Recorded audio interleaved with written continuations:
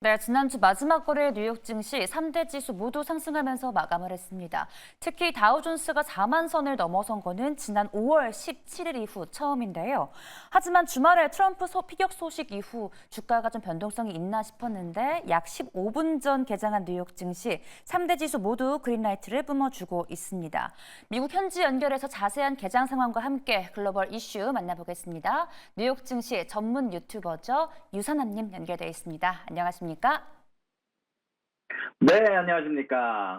네, 이제 본격적인 어닝 시즌이 시작이 됐습니다. 오늘 개장 전에 골드만삭스의 실적도 발표가 됐는데요. 이번 주 스케줄 브리핑 부탁드립니다.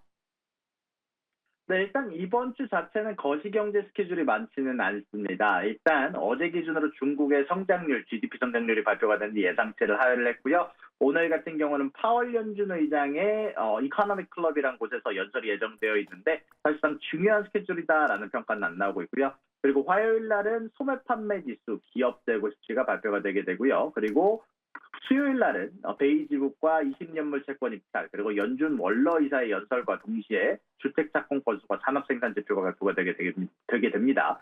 목요일 날은 실업수당 청구 건수와 연준의 메리 데일리와 보우만 연준위원회 연설이 있을 예정이고요. 금요일 날은 윌리엄스와 보스틱 연준위원회 연설이 있을 예정인데 사실 거시적인 경제 지표 자체는 중요한 스케줄이 많지 않지만 사실 이번 주 내내 중요한 기업들의 어닝 발표가 될 예정인데요. 자, 일단 이미 발표가 된 기업들은 골드만삭스와 블랙록, 골드만삭스 같은 경우는 매출과 EPS 양쪽 다 상회하는 모습을 보여줬지만 최근 들어서 은행들의 실적, 사실 실적 자체보다는 중요한 게 NIM이라고 불리는 이제 예대 마진이나 혹은 이런 부분들 관련해서 순이자 마진이라고 하죠. 이런 부분들이 더 중요하게 다가오고 있는데 앞으로 실적 집중해서 보셔야 될 것 같고요.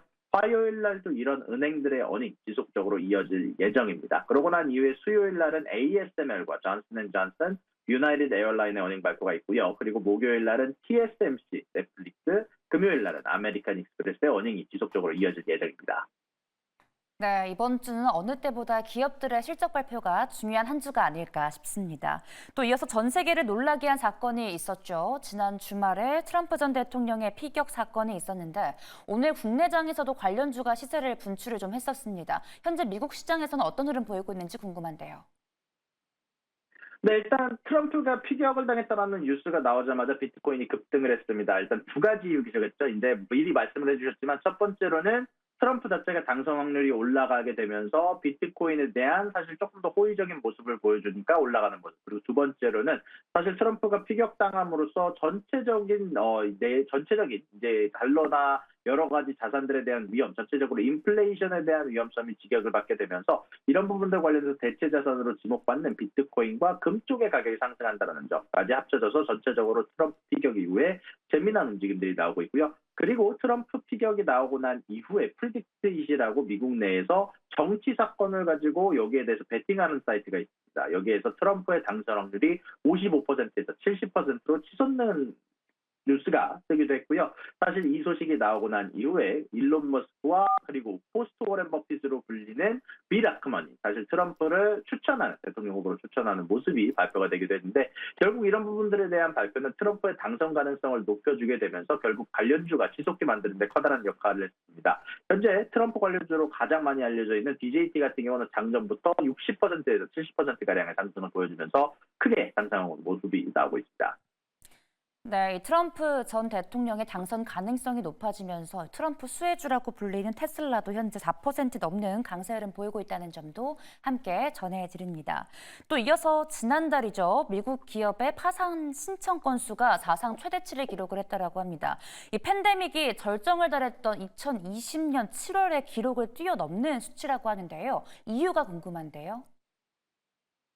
네, 일단 말씀해 주신 것처럼 S&P 글로벌 마켓 인텔리전스가 보고서를 발표했습니다. 미국에서 지난 6월 75개 기업이 파산을 신청하면서 코로나19 팬데믹이 가장 높았던 때보다 74건보다 1개 기업이 더 많은 파산을 했다고 하는데요.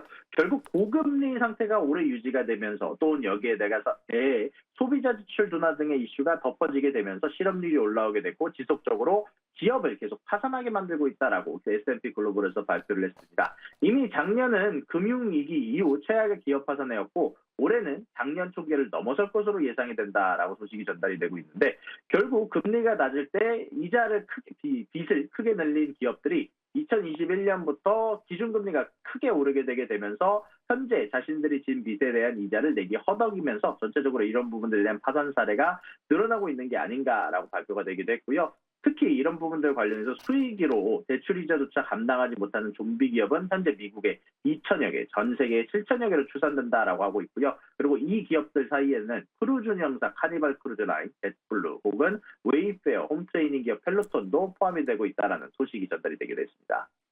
네, 이전에 있었던 이 금리 인상으로 인한 파산 신청이 계속해 높아지고 있는 것 같습니다.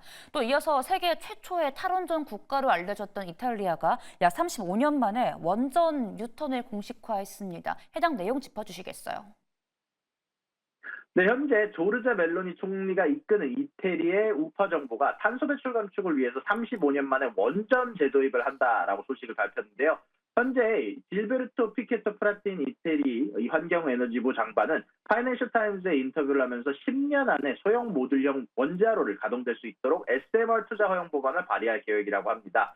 현재 이런 부분들 관련해서 화석 연료가 현재 우리가 너무 과도하게 의존하고 있다면서 이런 의존도를 줄이기 위해서 2050년까지 전체 전력 소비량의 11% 이상을 원자력이 담당하도록 할 것이고 그리고 태양광과 풍력 에너지 같은 재생에너지 기술은 청정 에너지의 지속성을 담보할 수 없다면서 결국 지속성이 가장 중요한 부분을 담당하기 위해서 핵에너지가 전력 공급의 한 부분이 되도록 할 것이다 라고 소식이 발표가 됐고 이런 소식이 나온 이후 사실 여기에서 말하는 SMR은 소형 모듈형 원자로지만 여기에 대해서 수요주로 예상이 되고 있는 이 SMR이라는 주식 자체도 오늘 6%에서 7%가량 오르면서 아주 크게 상승하는 모습이 나오고 있습니다.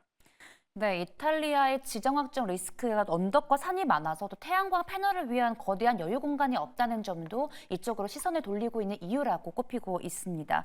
또 이어서 올해 2분기 중국의 스마트폰 업체들이 공격적인 할인에 나서면서 전 세계 스마트폰 판매가 6% 증가한 것으로 나타났습니다. 해당 내용 알려주시겠어요?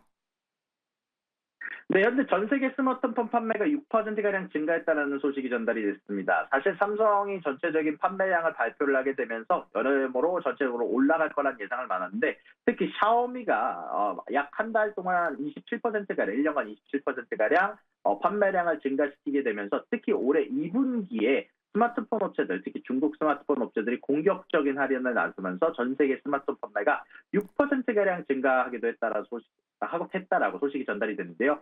블룸버그는 중국의 6.18 쇼핑 기간에 애플의 아이폰을 포함한 중국 스마트폰 업체들이 공격적인 할인으로 판매가 늘린 경향이 있다라고 설명을 하기도 했고요. 여기에다가 애플 같은 경우는 또 좋은 소식이 인도 시장에서 나오기도 했습니다. 현재 인도 시장의 매출이 33%가량 올랐다라는 소식이 전달이 되는데 제조 및 판매를 중국에서 인도로 옮긴 다각화 전략이 주요하게 되게 되면서 약 올해 3월까지 연간 80억 달러에 해당하는 11조 원의 매출을 기록하게 되면서 중국 의존도를 낮추기 위한 인도 시장 전략이 성과를 보이기 시작한 것으로 나타난다라고 블룸버그를 통해서 보도가 되기도 했습니다.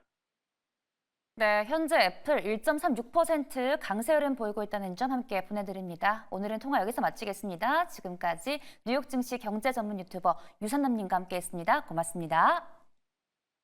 수고하셨습니다.